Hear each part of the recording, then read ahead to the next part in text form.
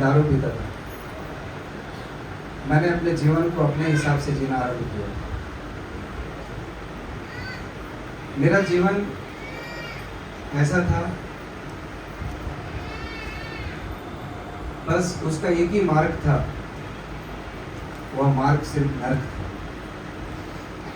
वह मार्ग आग था और उसको छोड़कर कोई मार्ग ऐसा मेरे को नहीं लगता कि मेरे जीवन से मेरे को मिल सकता था। इन दिनों में मेरे लिए बहुत प्रार्थनाएं की।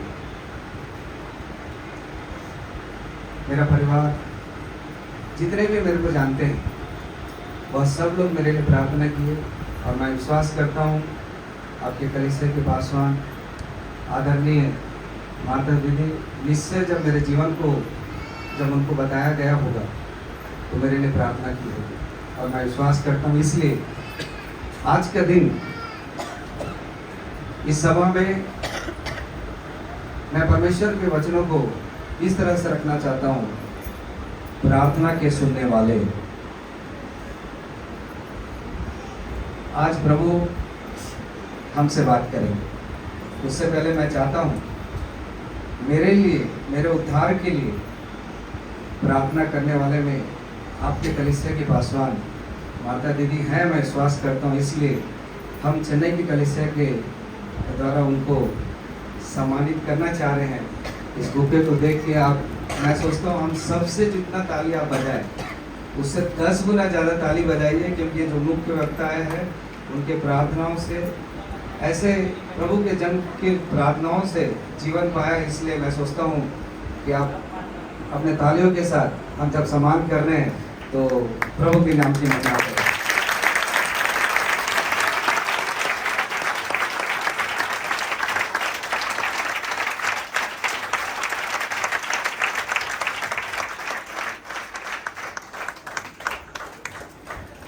देखिए, इसी से आपका प्रेम दिखता है, आपके पासवान के ऊपर कितना है आपके तालियों से। Hallelujah, hallelujah. परमेश्वर प्रार्थना के सुनने वाले। आज इस स्थान पे आपकी जो भी प्रार्थना है, आप विश्वास कीजिए परमेश्वर आपकी प्रार्थना को सुनेंगे। Hallelujah, hallelujah, hallelujah. परमेश्वर पिता का धन्यवाद हो। पहला सामुएल पहला अध्याय उसका 10 और 11 पद को हम पढ़ेंगे।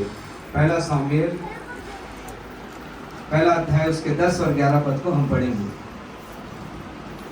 वह मन में व्याकुल होकर यहोवा से प्रार्थना करने, वह मन में व्याकुल होकर परमेश्वर से प्रार्थना करने और बिलक बिलक कर रोने लगी, बिलक बिलक कर रोने लगी। और उसने यह मन्नत मानी, उसने यह मन्नत मांगी, हे सेनाओं के यहोवा, हे सेनाओं के यहोवा, यदि तू अपनी दासी के दुख पर, यदि तू अपने दासी के दुख पर सचमुच दृष्टि करे, सचमुच दृष्टि करे और मेरी सुधि ले, मेरी सुधि ले, और अपनी दासी को भूल न जाए, अपनी दासी को भूल न जाए, और अपनी दासी को पुत्र दे, अपने दासी को पुत्र दे, तो मैं उसे उसके जीवन भर के लिए, उसके जीवन भर के लिए यहोवा को अर्पण करूंगी, यहोवा को अर्पण करूंगी। बस यहाँ थोड़ा सा मेरे को ध्यान दीजिए, थोड़ा से यहाँ पे परमेश्वर की दासी अर्थात अन्ना यहाँ एक प्रार्थना कर रही है। उस प्रार्थना में हम देखते हैं कि एक पुत्र को दे, एक पुत्र को दे। आप मेरे से बात कीजिए,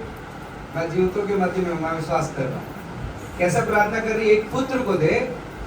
उस पुत्र को मैं क्या करूंगी? मैं तुझे रिटर्न कर दूं। देखिए, यहाँ पे हमने बहुत बार इस वचनों को सुना।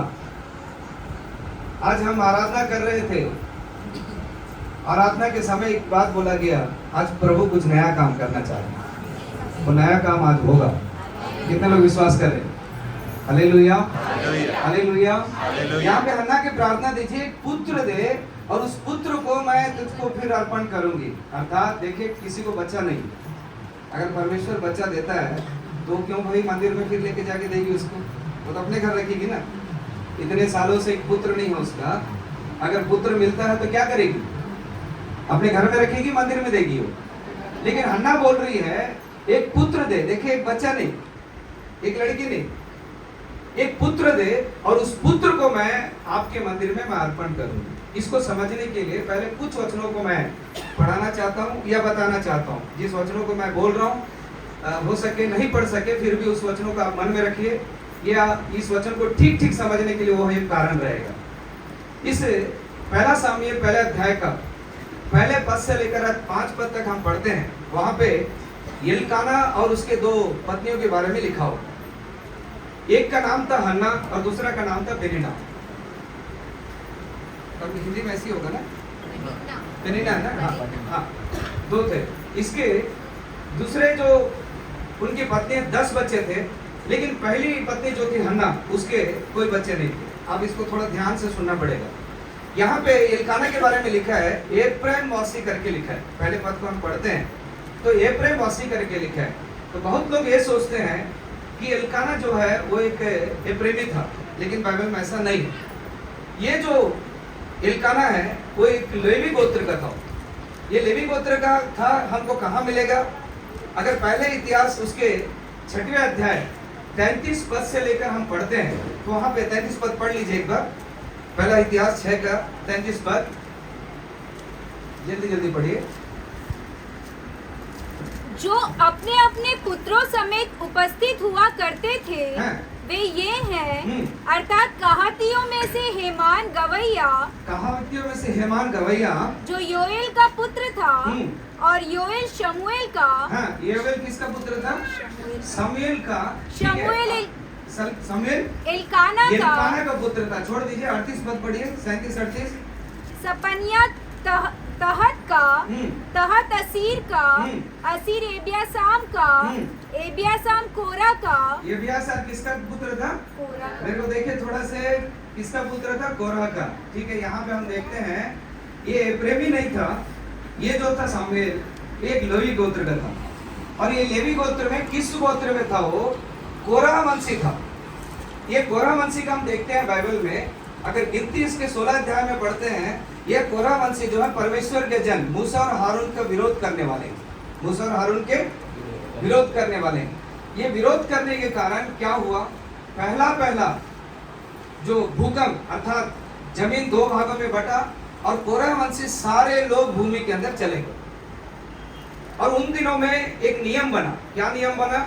सारे याजक लोग, सारे नाई लोग एक नियम बनाए, कोरा वंशी लोग परमेश्वर के जन के विरोध में बोलने के कारण आज के बाद इस कोरा वंश से लेवी गोत्र के हैं। ये जो है लेवी गोत्र अर्थात मूसा के चाचा के बच्चे हैं, मूसा के।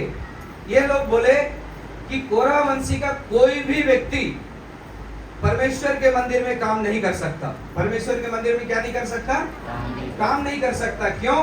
क्योंकि यह मूसा और हारून के विरोध में बातें की। और उस दिन के बाद लेवी गोत्र होने के बावजूद भी यह मंदिर में काम नहीं कर रहे थे। यह साल में एक बार मंदिर जाते थे और जो भी वहां पे बताया जाता था उन बातों को करते थे। इसको छोड़कर जो परमेश्वर के मंदिर में जो लेवी गोत्र काम करना था ये नहीं करते थे। परमेश्वर पिता का धन्यवाद हो। इसको अगर ठीक ठीक से और भी हमको जानना है तो हमको इसी गिनती में 27 पद में अगर हमको पढ़ते हैं तो मिलेगा। सलोपोत की बेटियां वो इस तरह से अपने यहोशू से जमीन मांग रही है। क्या बोल रही है? हम उस मंडली से नहीं है। किस मंडली से? कोरा वंशी के मंडली से हम नहीं है, इसलिए हमको इस स्थान पे हमको भूमि चाहिए। थोड़ा समझाने के लिए मैं थोड़ा से दौड़ता गया। क्यों? क्योंकि जब यह सारांश हमको पता चलेगा तब जाके हमको यह पता चलेगा कि हन्ना क्यों ऐसा प्रेयर की। हन्ना क्यों ऐसा प्रेयर की। अब बताइए मेरे को, सामुएल किस गोत्र से था? एल्काना किस गोत्र से था? लेवी गोत्र से। किस गोत्र से था? लेवी गोत्र से। लेवी गोत्र कौन सा गोत्र था? वो उसमें कोरा वंशी थे। कौन थे? ये कोरा वंशी मूसा और हारून के विरोध में क्या किए? बातें किए। क्या हुआ उस समय? जमीन 2 भागों में फटा। कोरा वंशी सब कहाँ चले गए? जमीन के अंदर चले गए। सिर्फ उसके बच्चे थे। उनका एक नियम बना। क्या नियम बना? कोरा वंशी के कोई भी परमेश्वर के मंदिर में क्या नहीं करेगा? काम नहीं करेगा। अर्थात इस कोरा वंश में एल्काना था और एल्काना प्रतिवर्ष मंदिर जरूर जाता था, लेकिन मंदिर में काम नहीं कर सकता था। क्यों नहीं कर सकता था? सारे गोत्र के लोग निर्णय किए थे कि मंदिर में कोरह का कोई भी वंश काम नहीं करेगा। अर्थात यहाँ पे अब हम फिर आते हैं हन्ना के पास। अब हन्ना जाके प्रार्थना कर रही है। देखिए क्या प्रार्थना कर रही है, क्या प्रार्थना कर रही है। मूसा से लेकर अगर सामुएल तक हम देखें तो 12 न्यायी लोग हैं और 16 से 17 जनरेशन हमको दिखता है। 16-17 जनरेशन होने के बावजूद भी, 12 न्यायी लोग आने के बावजूद भी किसी को इतना हिम्मत नहीं हुआ कि इस कोरह वंशी के वंश को परमेश्वर के मंदिर के अंदर ले जाए। कोई इस काम को नहीं कर पाया। इसलिए यहाँ पे हम हन्ना को देखते हैं। हन्ना परमेश्वर के मंदिर में आती है और इस तरह से प्रार्थना करती है, हे जीवते परमेश्वर, सेनाओं के परमेश्वर, अगर एक पुत्र तू मुझे देता है, इस पुत्र को मैं तुझको मैं अर्पण करूंगी। इस पुत्र को मैं क्या करूंगी? अर्पण करूंगी। उसका समर्पण देखिए। अगर लड़की होगी तो परमेश्वर के मंदिर में काम नहीं कर सकती उन दिनों में। आज जैसे हम सुसमाचार सुना रहे वैसा नहीं कर सकते। अर्थात वो उसका प्रार्थना देखिए, अगर आप लड़का एक पुत्र देते हो, उस पुत्र को मैं आपके मंदिर में अर्पण करूंगी। उसका डेडिकेट देखिए, जो 12 न्यायी लोग नहीं कर पाए, जो 16-17 जनरेशन जो नहीं हो पाया, लेकिन वो बोल रही है, परमेश्वर, सेनाओं के परमेश्वर, अगर आप चाहेंगे तो होगा, आप चाहेंगे तो होगा। हन्ना जैसा हमारा प्रार्थना है। बोले जो भी आपकी परिस्थिति है, अगर आज तक नहीं हुआ, कोई भी आपको सहायता नहीं कर पाया, या आपके जीवन में आप जो सोच रहे हैं अगर वो नहीं हो रहा है, आप मेरे साथ बोलिए, सेनाओं के परमेश्वर, आप चाहेंगे तो होगा मेरे जीवन में। इस 24 तारीख को अक्टूबर के इस माह में आज मैं इस स्थान पे आई हूँ या आया हूँ, इसलिए कि परमेश्वर आपने मेरे जीवन में अद्भुत कार्य करना है, इसलिए आप मुझे लेके आए हैं। बोलिए, आप मुझे इसीलिए लेके आए हैं। हन्ना के जीवन में आश्चर्य कर्म करने वाले परमेश्वर आपके जीवन में आज के दिन आश्चर्य कर्म करेंगे, अद्भुत कार्य करेंगे। Hallelujah, hallelujah. अब यहाँ से हम उस बातों को समझते हैं कि सचमुच मैं जो बोल रहा हूँ वो सही है या और कुछ मैं बता रहा हूँ। प्रभु हमारी सहायता करे। देखिए फिर से एक बार पढ़ते हैं उस वचनों को। अब पढ़िए, पहला सामुएल 2:10 पढ़िए, जल्दी जल्दी पढ़िए। हाँ, एक का दो। वो मन में व्याकुल होकर यहोवा से प्रार्थना करने और बिलक बिलक कर रोने लगी। और उसने यह मन्नत मानी, हे सेनाओं के यहोवा। देखिए, हे सेनाओं के।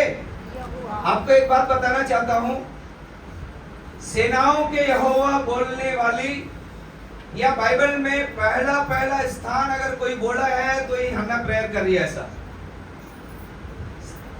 पहला सामुएल पहला का अध्याय का 3 पद में पढ़ते हैं, सेनाओं का यहोवा।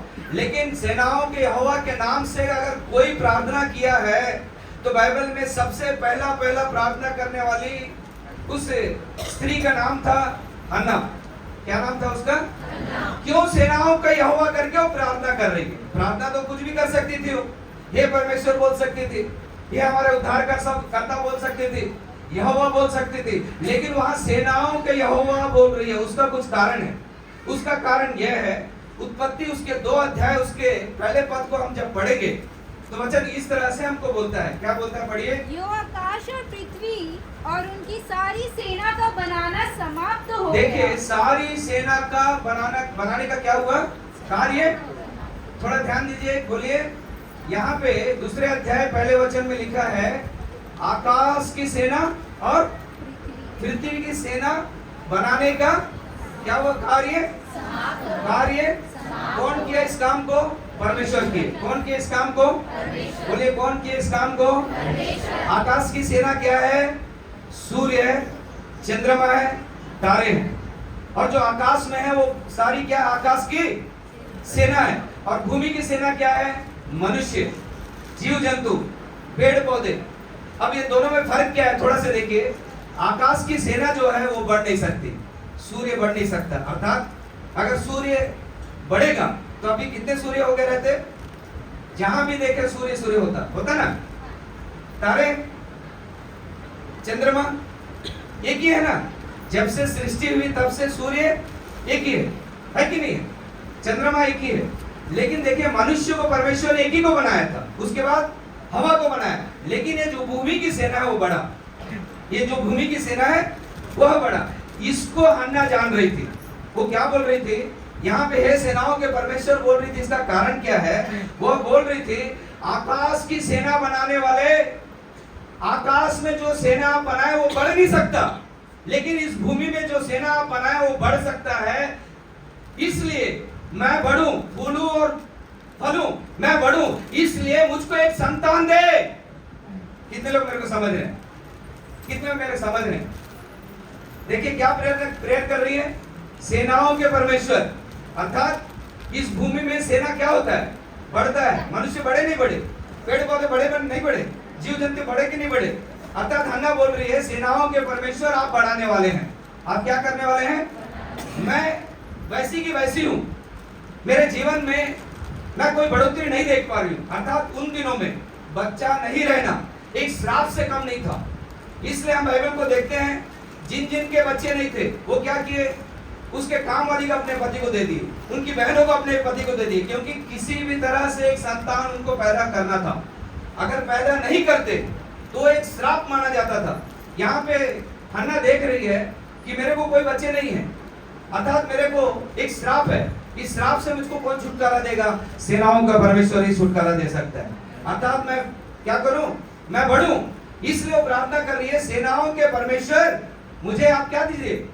आशीष दीजिए। आज कितने मेरे साथ बोल रहे हैं पिता जब से मैं आपको ढूंढ रही हूं तब से मैं, हो सकता है कि मैं वैसी की वैसी हूं, हो सकता है कि मैं आंसुओं के साथ हूं, हो सकता है कि अब तक मेरे जीवन में कोई अद्भुत कार्य नहीं हुए, मैं बढ़ना चाहती हूं, मैं बढ़ना चाहता हूं, मुझे आशीष दे। तो मेरे साथ बोलिए हे सेनाओं के परमेश्वर, आकाश के सेना नहीं बढ़ सकती, लेकिन इस भूमि की सेना बढ़ सकती है। इसलिए मुझे आशीष दे, मैं आशीष का कारण रहूं, मेरे आंसुओं को पोंछ दे, मेरे दुखों को निकाल दे, मेरे कष्टों को दूर कर। निश्चय प्रभु उसको करेंगे। हालेलुया। देखिए हालेलुया, हालेलुया, हालेलुया। अब आते हैं, देखिए यहाँ पे हन्ना बोलती है अगर पुत्र देगा तो फिर मंदिर में लाऊंगा। उसका विश्वास देखिए कैसा है। हमारा विश्वास भी ऐसी रहना है, हमारा विश्वास भी एक निश्चयता के साथ रहना है। हम विश्वास किए वैसे विश्वास नहीं करना है। हन्ना भी देखे कैसा प्रेयर कर रही है, अगर एक पुत्र दोगे, आज तक मंदिर में हमारा जो वंशज है मंदिर में नहीं आए, लेकिन एक पुत्र दोगे, मैं उसको मंदिर में छोड़ूंगा, मैं उसको मंदिर में छोड़ूंगी। अब उसको देखते हैं पहले अध्याय को 22 पद से हम जल्दी जल्दी पढ़ते हैं। 22 पद से पढ़िए। परंतु हन्ना अपने पति से यह कहकर घर में रह गई। हन्ना अपने पति से घर में कहकर रह गई, जब बालक का दूध छूट जाएगा तब मैं उसको ले जाऊंगी, तब मैं उसको ले जाऊंगी कि वह यहोवा को मुंह दिखाए, यहोवा को मुंह दिखाए, और वहाँ सदा बना रहे, वह सदा बना रहे। उसके पति एल्काना ने उससे कहा, उसके पति एल्काना ने उससे कहा, जो तुझे भला लगे वही कर, जो तुझे भला लगे वही कर, तब तक तू उसका, जब तक तू उसका दूध न छुड़ाए, जब तक उसका दूध ना छुड़ाए, तब तक यही ठहरी रहे, यही ठहरी रहे। केवल इतना हो, केवल इतना हो कि यहोवा अपना वचन पूरा करे। देखिए यहोवा अपना वचन, इस पहले अध्याय में हम पढ़ते हैं तो यहाँ पे यहोवा हन्ना से, एल्काना से बात किए जैसा अपने को दिखेगा नहीं, लेकिन एल्काना बोल रहा है कि परमेश्वर अर्थात यहोवा जो वचन बोला है वो पूरा करे। क्या वचन बोला? क्या वचन बोला? थोड़ा समझेंगे? कितने लोग समझना चाहते हैं? अच्छा अभी तक जो बताया कितने को समझ में आया, ये पहले अपने हाथ उठा के दिखाइए। अब यहाँ पे पहले अध्याय को हम देखते हैं, ना एल्काना से परमेश्वर से बात हुआ, ना हन्ना का परमेश्वर से बात हुआ, लेकिन एल्काना बोल रहा है कि जो वचन यहोवा ने कहा वो पूरा हो। अर्थात यहाँ पे कुछ हुआ है।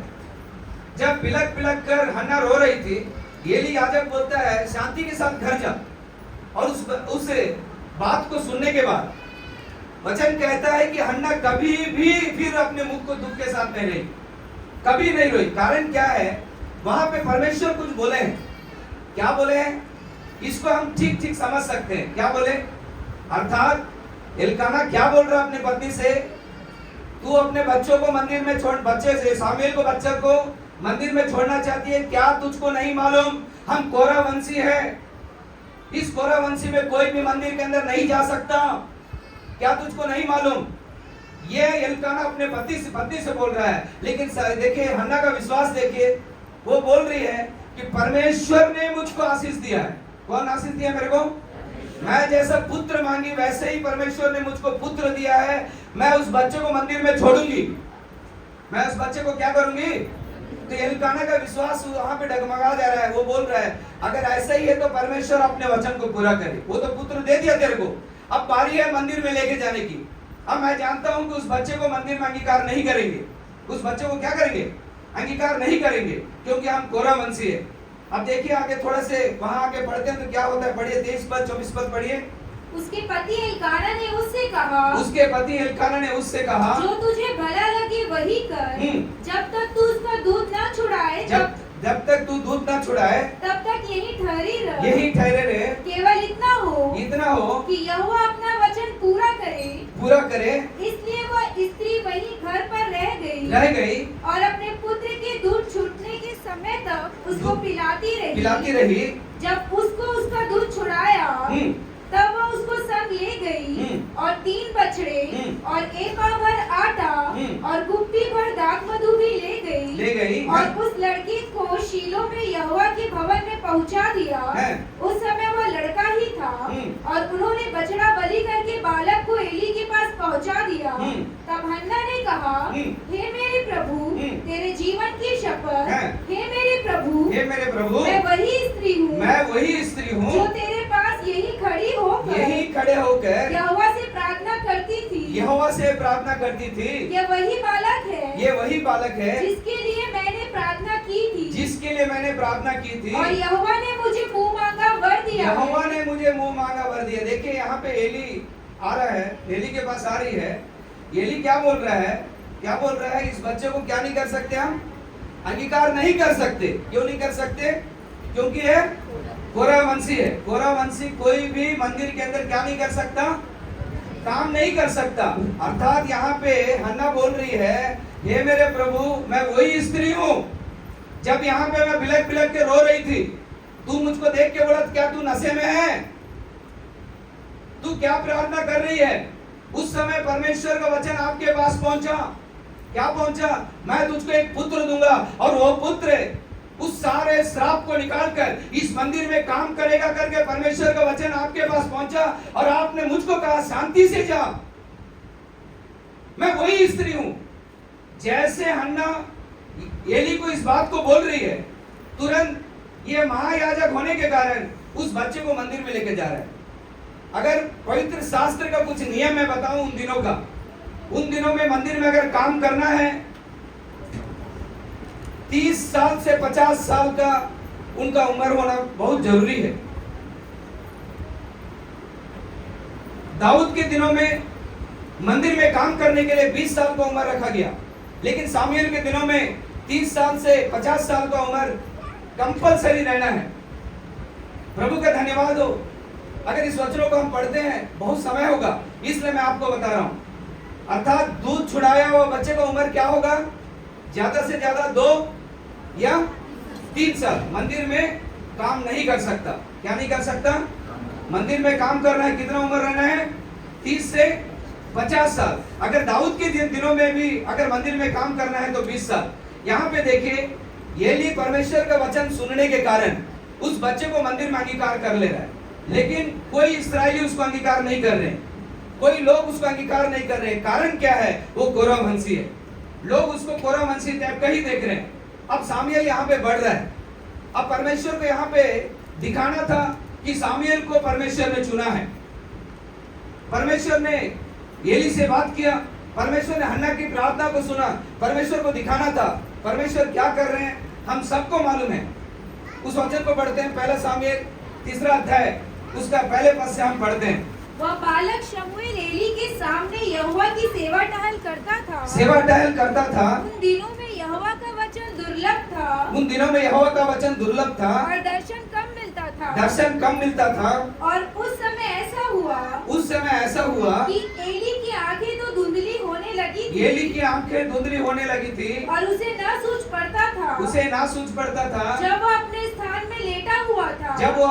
पे लेटा हुआ था और परमेश्वर का दीपक अब तक बुझा नहीं था। परमेश्वर का दीपक अब तक बुझा नहीं था। और शमूएल यहोवा के मंदिर में, शमूएल यहोवा के मंदिर में, जहाँ परमेश्वर का संदूक था, जहाँ परमेश्वर का संदूक था, लेटा था। देखिए यहाँ पे थोड़ा सा हमको समझना है। क्या समझना है? शमूएल कहाँ सोया हुआ था?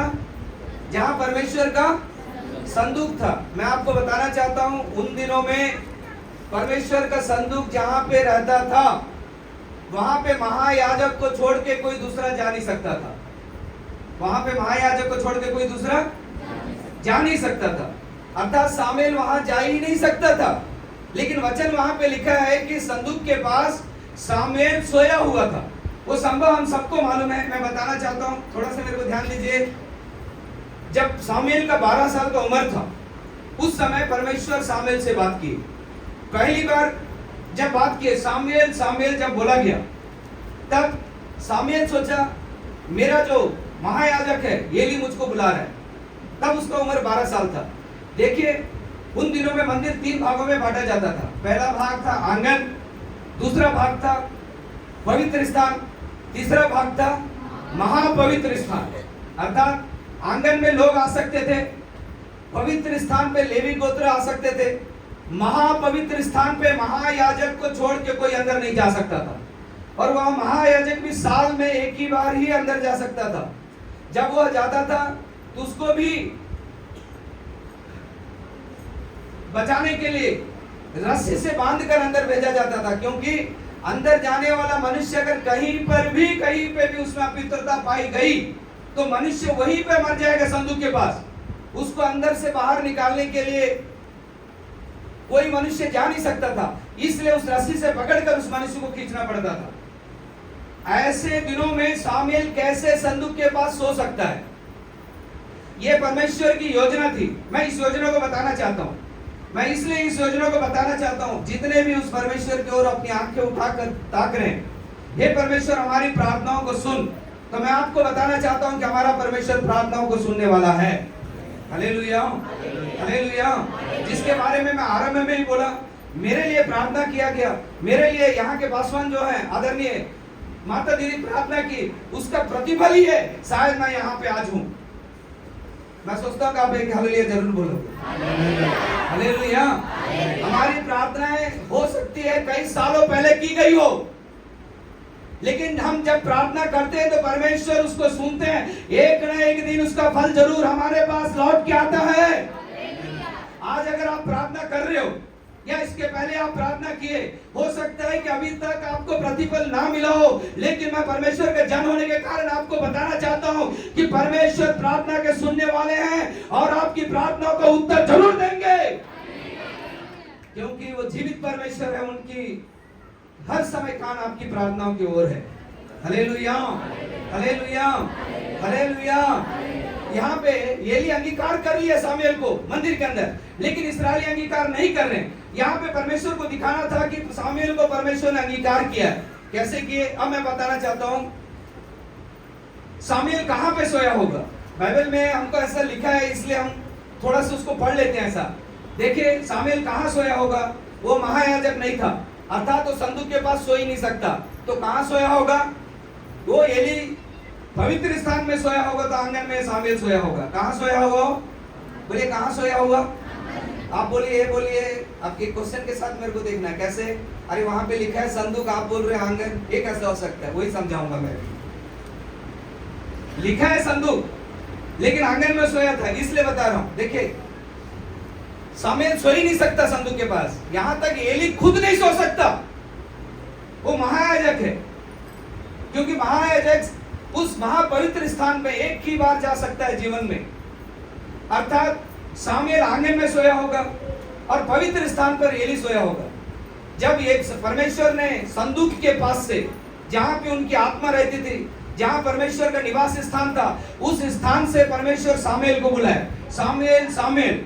आंगन से डायरेक्ट एली के पास आया। कहां पे है? पवित्र स्थान पर।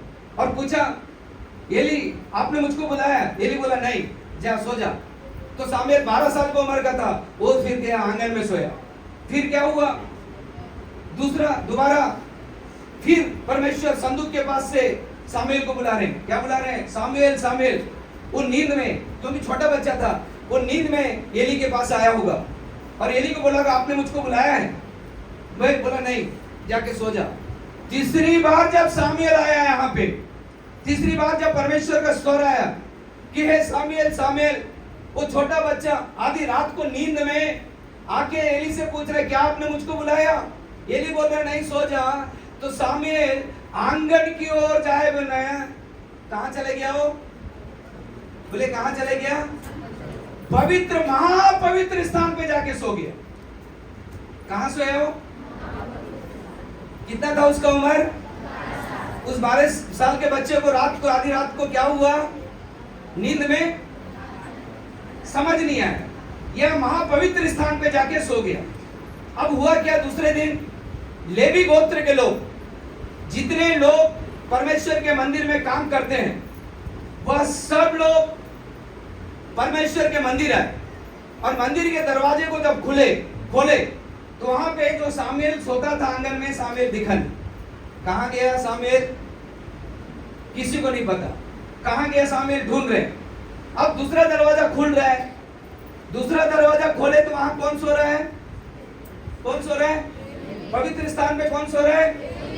एली सो रहा है। वहां पे भी सामुएल नहीं है। लेकिन जब महापवित्र स्थान के दरवाजे खोले गए, वहां पे कोई सोया हुआ था, उसका नाम था सामुएल। उसका नाम क्या था? सामुएल। लोग देखे उसको और ये बोले संदूक के पास सोकर भी कोई नहीं मरा। अगर संदूक को छूने के बाद, सोने के बाद, महापवित्र स्थान के अंदर जाने के बाद अगर कोई नहीं मरा है तो वो परमेश्वर का चुना हुआ है, वो परमेश्वर का चुना हुआ है, इसलिए वो नहीं मरा। इसलिए परमेश्वर का वचन कहता है उन दिनों में सारे लेवी गोत्र के लोग यह जाने कि परमेश्वर सामुएल का चुना हुआ है। यहां तक महायाजक भी पवित्र स्थान में, महापवित्र स्थान में जाकर जीवित नहीं आ सकता अगर पाप किया हो। वैसे दिनों में सामुएल संदूक के पास सोया और जीवित लौट के आया तो सारे लेवी गोत्र लोग जाने यह परमेश्वर का चुना हुआ है। Hallelujah, hallelujah. मैं क्या बताना चाह रहा हूं? सामुएल परमेश्वर का चुना हुआ है, ये बताना नहीं चाह रहा हूं।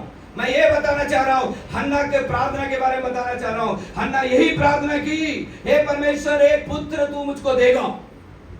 जो काम मूसा नहीं कर पाया, जो काम यहोशू नहीं कर पाए, जो 12 न्यायी लोग नहीं कर पाए, जो 16-17 जनरेशन में आज तक हमारे घर के, हमारे वंश के श्राप को जो नहीं मिटा पाए, सेनाओं के परमेश्वर आप श्राप को मिटा सकते हैं, क्योंकि आपको श्राप के मिटाने की शक्ति रखते हैं। आज तक हमारे जीवन में, मैं फिर एक बार कहना चाहता हूं, आज तक हमारे जीवन में ऐसा कोई भी श्राप होगा, मेरा जीवित परमेश्वर उसको मिटा देगा, मेरा जीवित परमेश्वर उसको मिटा देगा। Hallelujah, hallelujah, hallelujah, hallelujah. आज तक कोई भी प्रार्थना अगर आपकी नहीं सुनी गई हो, मैं विश्वास के साथ कहना चाहता हूं, आज के दिन के बाद विश्वास के साथ अगर आप हन्ना के जैसे प्रार्थना करते हैं, स्वर्ग का परमेश्वर आपकी प्रार्थना को सुनेगा, आपकी मन की इच्छा को पूरी करेगा। Hallelujah, hallelujah, hallelujah. अब यहाँ पे सब जानने लगे कि यहोवा का चुना हुआ है। एक वचन पढ़ लेते हैं, पहला सामुएल 3 अध्याय उसका 19 और 20 पद को हम पढ़ते हैं। शमूएल बड़ा होता गया, सामुएल बड़ा होता गया और यहोवा उसके संग रहा, और यहोवा उसके संग रहा, और उसने उसकी कोई भी बात निष्फल होने नहीं कोई भी दी, बात निष्फल नहीं होने दी। और दान से बेर्शेबा तक, देखिए इस्राएल देश जो है, एक छोर दान है और दूसरा छोर जो है बेर्शेबा है। दान से बेर्शेबा तक, दान से बेर्शेबा तक के रहने वाले सारे इस्राएलियों ने जान लिया, सारे इस्राएलियों ने जान लिया कि शमूएल यहोवा का नबी होने के देखिए लिए सामुएल यहोवा का नबी होने के लिए नियुक्त किया गया है। नियुक्त किया गया। देखिए जान लिया लिखा हुआ है, अर्थात क्या जाने, यह लोग अब तक उसको कैसा देख रहे थे? ये कोरा वंशी है, इस कोरा वंशी में कोई भी पवित्र स्थान में खड़ा नहीं हो सकता, परमेश्वर के मंदिर में खड़ा नहीं हो सकता, परमेश्वर के कार्य को नहीं कर सकता। अब तक ऐसे सोच से रखे हुए थे, लेकिन परमेश्वर ने वहां पे दिखाया कि सामुएल को मैंने चुना है। क्यों चुना है? हन्ना की प्रार्थना, हन्ना की प्रार्थना, हन्ना की प्रार्थना, एक स्त्री की प्रार्थना, सेनाओं के परमेश्वर करके उस प्रार्थना को कर रही है, उस प्रार्थनाओं को सुना है। आज आपकी प्रार्थना सुनी गई है। कितने लोग विश्वास कर रहे हैं? कितने लोग विश्वास कर रहे हैं? ये मत बोलो कि मैं घर जाके प्रार्थना करूंगी उसके बाद परमेश्वर सुनेंगे। मैं एली जैसे महायाजक तो नहीं हूं, लेकिन मैं ये कह सकता हूं कि मैं भी जीवित परमेश्वर का जन हूं। मैं भी जीवित परमेश्वर का जन हूं, इसलिए मैं यहां भविष्यवाणी कर रहा हूं। आज आपकी प्रार्थना सुनी गई। अगर आप आंसू के साथ यहां पे आए हैं, आनंदित होकर जाइए घर। हृदय में कोई दुख है, कोई भार है, आप खुशी के साथ घर जाइए। यह बोलते हुए जाइए कि परमेश्वर ने मेरी प्रार्थना को सुन लिया, परमेश्वर ने मेरी प्रार्थना को सुन लिया। हन्ना की प्रार्थना को सुनने वाले मेरे जीवित परमेश्वर मेरी प्रार्थना को सुने। Hallelujah, hallelujah, hallelujah, hallelujah. कोई भी अगर आपके परिवार में पवित्र स्थान पर नहीं आ पा रहा है, आप सोच रहे मैं आ गई हूं पवित्र स्थान पर, मैं परमेश्वर की आराधना कर रही हूं, लेकिन मैं चाहती हूं कि मेरा परिवार का सदस्य भी पवित्र स्थान पे आए, लेकिन वो छुटकारा नहीं पाया है, किसी पाप में फंसा है, किसी कामों में फंसा है, वो आना है। अगर आप सोच रहे हैं जैसे हन्ना के परिवार को परमेश्वर ने पवित्र स्थान पे लेके आया, वैसे ही आपके परिवार को आपकी प्रार्थनाओं को सुनकर पवित्र स्थान पर परमेश्वर लाएंगे, यह निश्चय है, यह निश्चय है। परमेश्वर का वचन कहता है कि परमेश्वर ने सामुएल को कैसा देखा मालूम है? एक वचन पढ़ी, यिर्मयाह 15 अध्याय उसका पहला पद।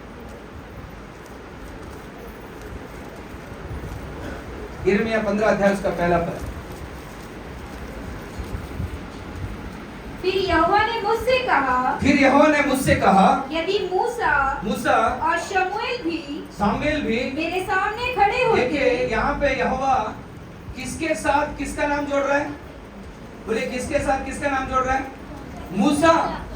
हम क्या बोलते हैं? मूसा और एलिया। हम क्या बोलते हैं? मूसा और हारून। लेकिन परमेश्वर देखिए यहाँ पे किसका नाम जोड़ रहा है? मूसा कौन था मालूम है? परमेश्वर से आमने सामने बात करने वाला। मूसा कौन था मालूम है? 6 लाख इस्राएलियों को, पुरुषों को, उनके पत्नी, बच्चे, लगभग 20-30 लाख लोगों को चलाने वाला, जंगल में चलाने वाला, जिसकी प्रार्थनाओं को सुनकर परमेश्वर ने लाल समुद्र को 2 भाग कर दिया, जिसकी प्रार्थनाओं को सुनकर मिस्र देश में 10 ऐसे अद्भुत कार्य किए जो कि उसके ना पहले हुआ ना बाद में हो सकता था। वैसे अद्भुत कार्य जिसके नाम से परमेश्वर ने किया, मूसा के नाम से, उस मूसा के साथ साथ सामुएल का भी नाम यहाँ परमेश्वर जोड़ रहे हैं। अर्थात हो सकता है कि आप सोच रहे होंगे, हो सकता है कि चेन्नई से आए पास्टर साहब थोड़ा थोड़ा उत्साहित होकर बोल रहे हैं। नहीं नहीं नहीं नहीं, मैं कोई उत्साहित नहीं बोल रहा। जिसको मैं स्वाद चखा हूं, जिस परमेश्वर को मैं ठीक ठीक जानता हूं, जो परमेश्वर मेरे जीवन में की, जो परमेश्वर मेरे परिवार में की, मैं आपसे आरंभ में ही कह चुका था, दूर दूर तक परमेश्वर से मेरा कोई संबंध नहीं था। ना मैं परमेश्वर को ढूंढना चाह रहा था, ना मैं परमेश्वर से कोई प्रेयर करना चाह रहा था, ना परमेश्वर के वचनों को मैं पढ़ना चाह रहा था।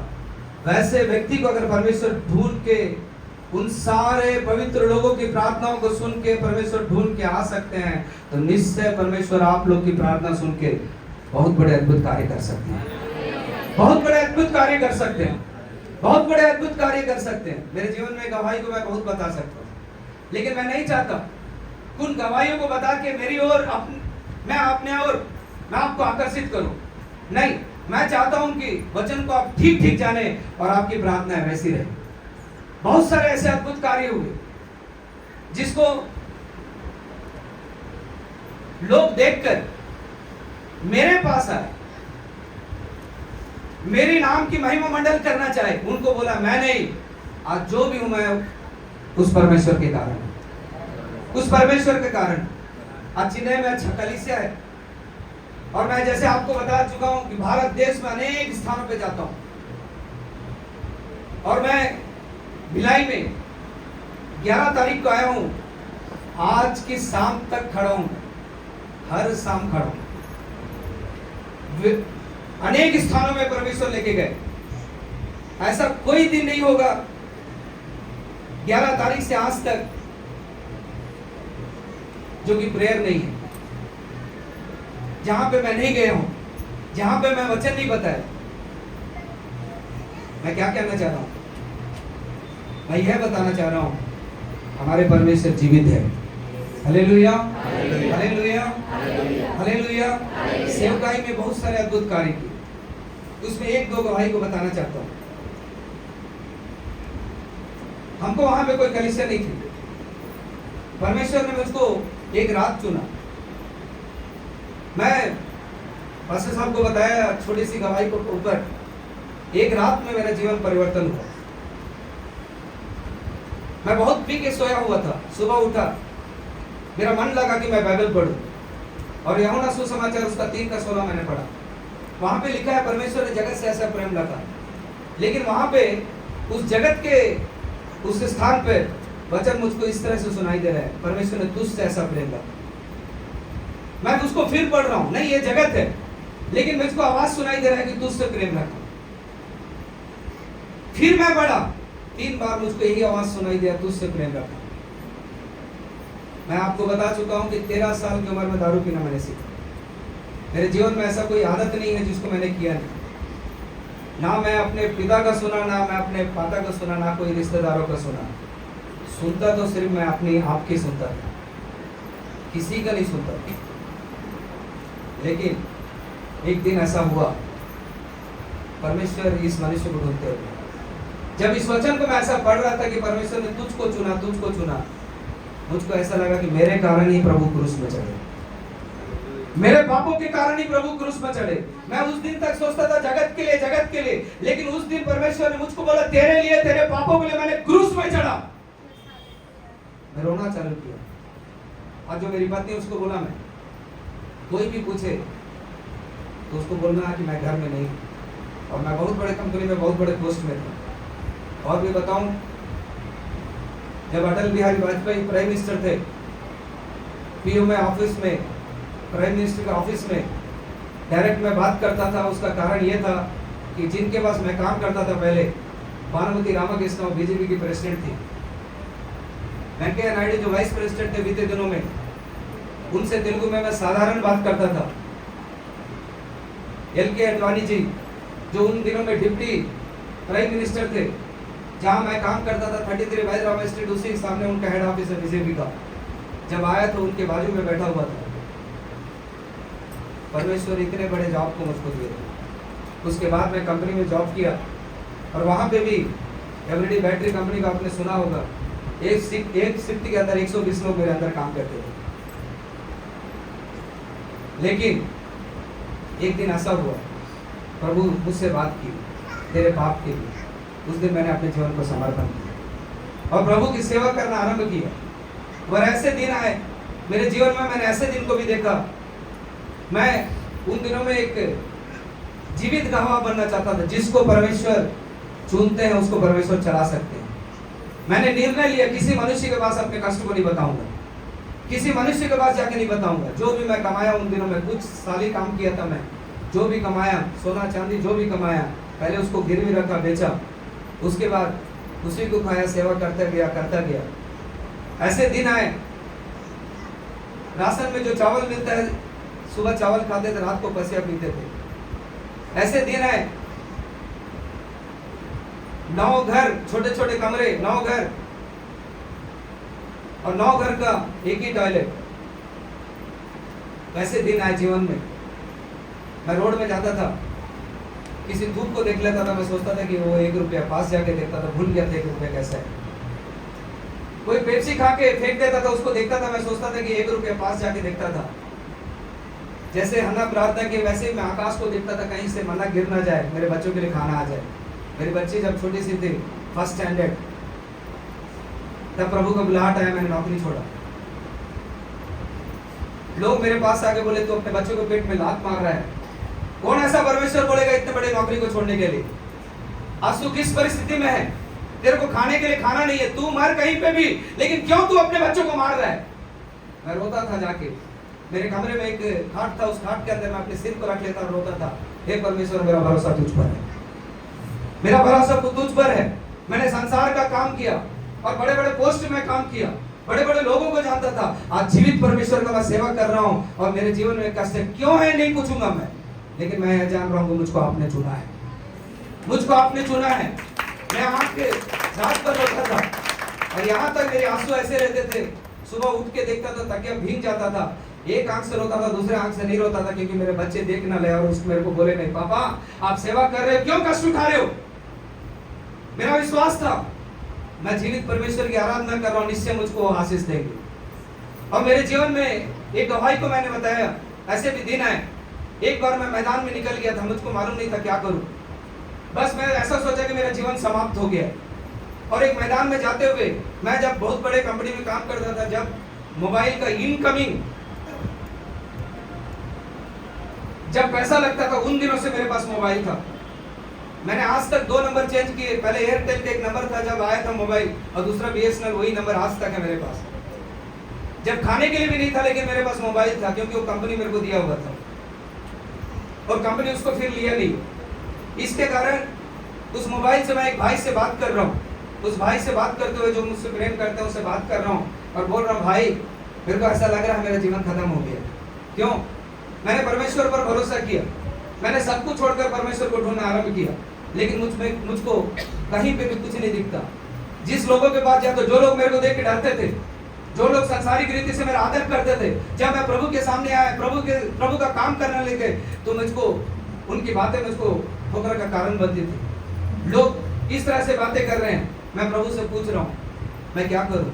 अब मेरा जीवन ऐसा लगता है कि मैंने परमेश्वर पर विश्वास कर समुद्र में अपने नाव को लेकर चला गया और बीच मझधार समुद्र में आज मैं यहाँ पे हूँ।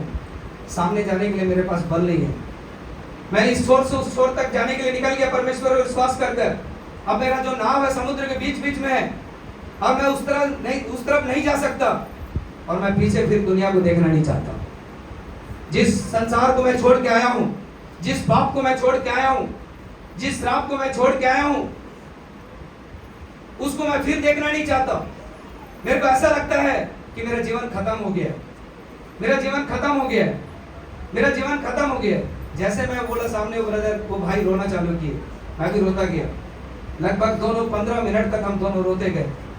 एक शब्द ना मेरे पास था ना एक शब्द उनके पास था, हम दोनों रो रहे थे, बस इतना ही रो रहे थे। वो मेरे को कुछ बोल नहीं पा रहे थे, मैं भी उनको कुछ नहीं बोल रहा था। मेरे बच्चे सामने दिख रहे हैं, मेरे माता पिता, घर का छोटा हूँ, मेरे माता पिता मेरे पास है, मेरे माता पिता मेरे पास है, मेरे बच्चे छोटे हैं, मेरी पत्नी है। मेरे को ऐसा लग रहा था कि मेरा जीवन खत्म हो गया।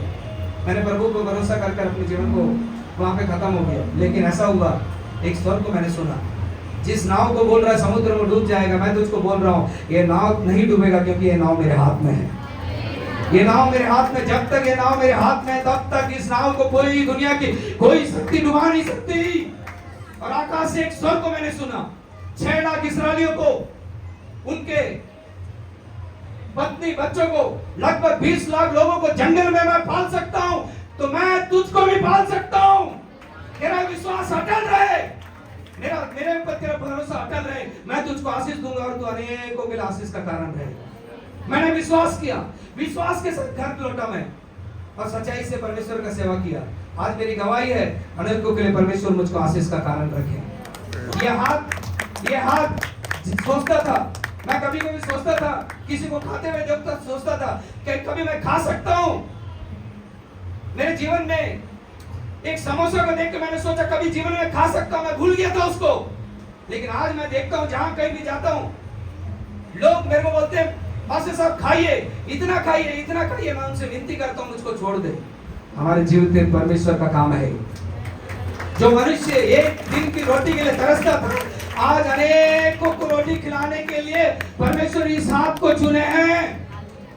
वही जीवित परमेश्वर यहाँ पे मुझको चला सकते हैं, यहाँ के आदरणीय पासवान माता दीदी को चला सकते हैं, यहाँ के जो पास्टर जन को चला सकते हैं, तो जीवित परमेश्वर आपको भी चलाएंगे, आपको भी चलाएंगे। और इस सेवा में परमेश्वर ऐसे ऐसे अद्भुत कार्य किए, उसकी एक गवाही बता रहा हूं। हमारे पास कोई चर्च नहीं था, सिटी के अंदर चर्च तो सोचने की दूर दूर की बात थी। एक बार ऐसा हुआ, नागरत्ना अम्मा करके उनसे बहुत मैं प्रेम करता था, उनको कैंसर, उस कैंसर पीड़ित उस माता को अचानक से मेरे पास फोन आया कि भैया जल्दी आ जाइए आप, अम्मा बहुत सीरियस है, यहाँ तक वो मर चुकी है। मैं गया, वहां पे देखा तो अम्मा सोई हुई थी, अर्थात सिर्फ सांस चल रहा था, कुछ नहीं था, कुछ नहीं था, सांस चल रहा था। मैं उनको देख के बोला कि हॉस्पिटल क्यों नहीं लेके गए? वो बोले, डॉक्टर बोले हैं कि ज्यादा से ज्यादा अगर वो बचेगी तो 1 घंटा बचेगी, सिर्फ सांस है, सांस को छोड़ के कुछ नहीं है, इसलिए घर लेके जाओ, जितने भी रिश्तेदार हैं उनको बुला लो, जितने भी पहचान वाले हैं उनको खबर दे दो। तो जब मैं गया था, आसपास के सारे रिश्तेदार आके उनके घर में खड़े हैं, और जब ये बात को उस स्ट्रीट में पता चला, उस माता से प्रेम करने वाले सारे लोग वहां पे आके खड़े हैं। और हमारे चेन्नई का परंपरा एक ठोक है कि जो भी ऐसा जिसकी मृत्यु होते एक समय है, उसे 1 लोटे में दूध लेके उसके मुंह में चम्मच से डालते हैं। तो उस परंपरा के अनुसार दूध लेके खड़े थे, बोले भैया इनके लिए प्रेयर कर दीजिए, आप प्रेयर करके जैसे जाएंगे इस दूध को डाल देंगे, उनका प्राण शांति के साथ प्रभु ले ले। मैं भी प्रार्थना करने के लिए अपने घुटने को टेका, वहां पे खड़ा होकर मैं प्रार्थना किया, मेरे साथ कलीसिया के कुछ लोग भी थे। मैं प्रार्थना किया, प्रभु बोले इसको जीवन दूंगा, तू प्रेयर कर। मैं भी आत्मा में भर कर उस प्रभु के उस आत्मा में उबारे जाने के कारण मैं प्रार्थना करता गया। लगभग 1 मिनट नहीं, 2 मिनट नहीं, आधा घंटा से ज्यादा प्रार्थना करता गया, स्तुति करता गया, परमेश्वर से बात करता गया, और मैं बोलता गया कि इसको प्रभु जीवित करेंगे, माता को फिर से उठाएंगे। लेकिन आधे घंटे के बाद जब प्रार्थना समाप्त हुआ, माता जैसे सोई थी वैसी पड़ी थी। मेरा आंख जब मैं खोला तो देखा कि माता ऐसी पड़ी है, और भी उनका जीवन में अंतिम सांसें गिन रही है। मैं प्रभु से पूछा, प्रभु वो लोग तो मुझको बुलाए थे कि शांति के साथ उसका प्राण चले जाए, आप बोले कि जीवन दूंगा, मैंने प्रार्थना किया। यहाँ पे सिर्फ कलीसिया के लोग नहीं हैं, यहाँ पे कोई कलीसिया के लोग नहीं हैं। अगर सिर्फ कलीसिया के लोग रहते तो मैं बोल देता कि ये परमेश्वर की इच्छा नहीं थी। यहाँ पे उनके रिश्तेदार हैं, यहाँ पे उनके स्ट्रीट के लोग हैं, लगभग 100 लोग थे, 50 लोग से ज्यादा, कम से कम 100 लोग थे। इतने लोगों के मध्य में आपने मुझको बोला, मैं अंदर आत्मा से बात कर रहा हूं, आपने मुझको बोला जीवन दूंगा, और मैं भी विश्वास से प्रेयर करना चालू कर दिया, मैं भी विश्वास से प्रेयर करना चालू कर दिया। लेकिन जीवन नहीं मिला, लोग क्या सोचेंगे, मेरी सेवकाई के बारे में क्या सोचेंगे? मैं पहले से स्ट्रगल कर रहा हूं, मैं पहले से बहुत परेशानी में फंसा हूं, मैं पहले से ही इस समुदाय में बहुत परेशानी में फंसा हूं, आज लोग क्या बोलेंगे? मैं उत्साहित होकर प्रेयर क्या बोलेंगे, या आपने मेरी प्रार्थना नहीं सुनी बोलेंगे, लोग क्या बोलेंगे? लेकिन मैं फिर भी प्रभु से बोला, प्रभु आपकी इच्छा पूरी हो, आप जैसा चाहते हैं वैसी हो। और उस नागरत्ना के कान के पास धीरे से बोला, अम्मा, उनको बहुत प्रेम से मैं अम्मा करके बुलाता था, माँ करके, बोला अम्मा मैं घर जा रहा हूँ, कुछ बोलना चाहती हो? तो तुरंत उठ के बोली, बेटा मेरे को भूख लग रहा है, 2 इडली दो करके।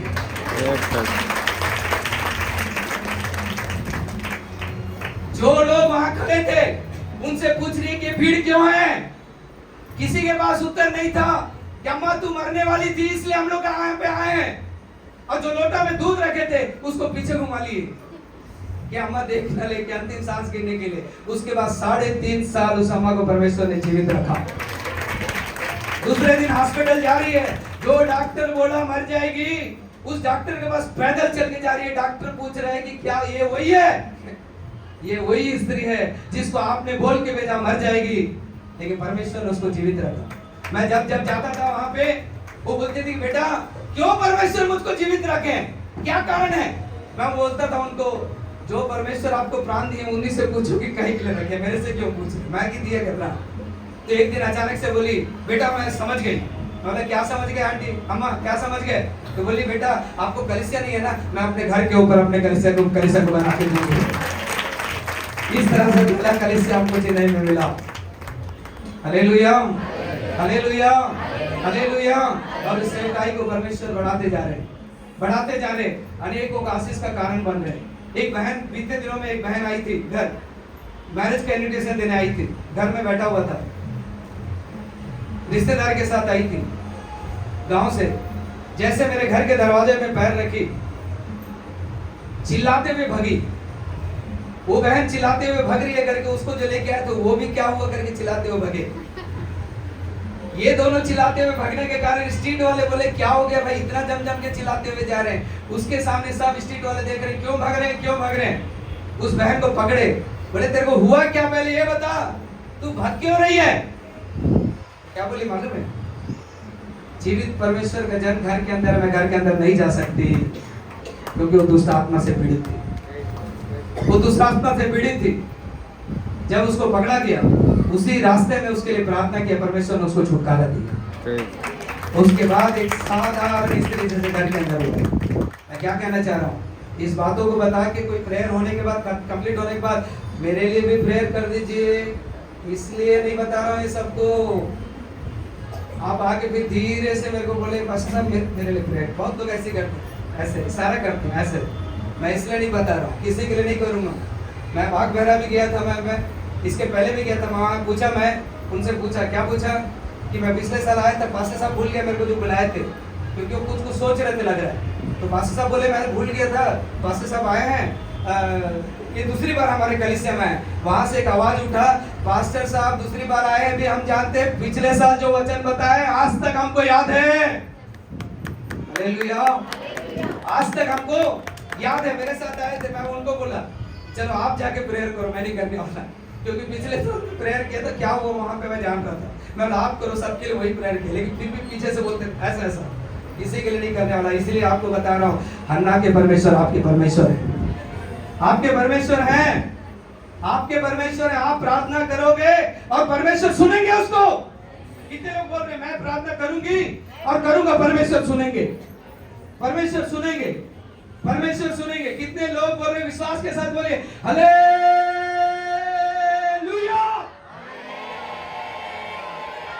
मेरी प्रार्थना सुनी गई, मैं चंगी हो गई, मैं चंगा हो गया। आज के बाद कोई श्राप मेरे घर के अंदर नहीं आ सकता।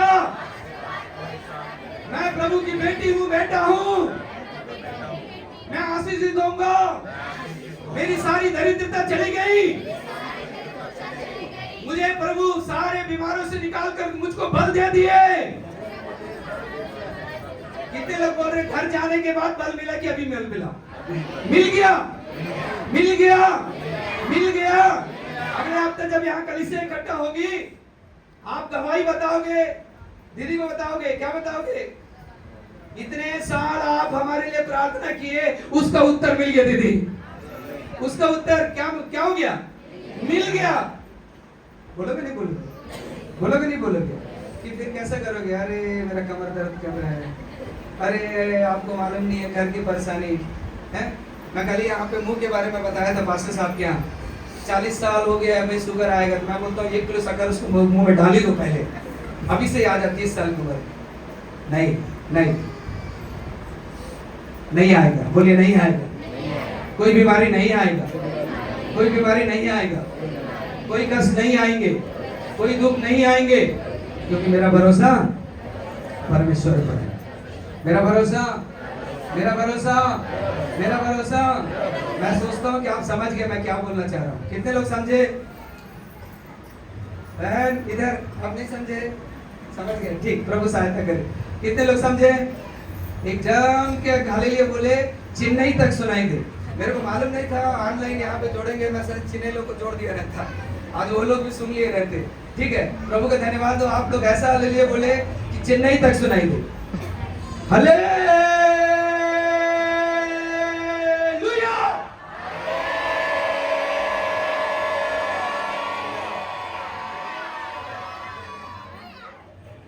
प्रभु का धन्यवाद हो। अगर ऐसे हम वचन सुनते जाए, आप लोग जैसे हैं वैसे अगर सुनने वाले रहे तो मैं रात भर बता सकता हूँ। भिलाई में एक मीटिंग लेता हूँ, वो मीटिंग सुबह से शाम तक रहता है, लोग बैठ के सुनते रहते हैं। लेकिन आज हमारा एक समय है, आपको भी जाना है, मेरे को भी जाना है, हम सबको जाना है, इसलिए इस विश्वास से जाएं कि प्रभु हमारी प्रार्थना को सुन। मैं एक बार आदरणीय आपको मेरी हृदय से धन्यवाद करता हूँ। जब देव पास्टर साहब के दौरान मुझे बताया गया तो बड़े प्रेम के साथ हमें आमंत्रित किए। मैं विश्वास करता हूँ कि मेरा आना इस कलीसिया के लिए एक आशीष का कारण है। प्रभु का धन्यवाद हो, उनको महिमा मिले। आप सब लोग को जय मसीह की। बहुत सुंदर चेहरे देख के बहुत खुशी लगा मुझे। जय मसीह।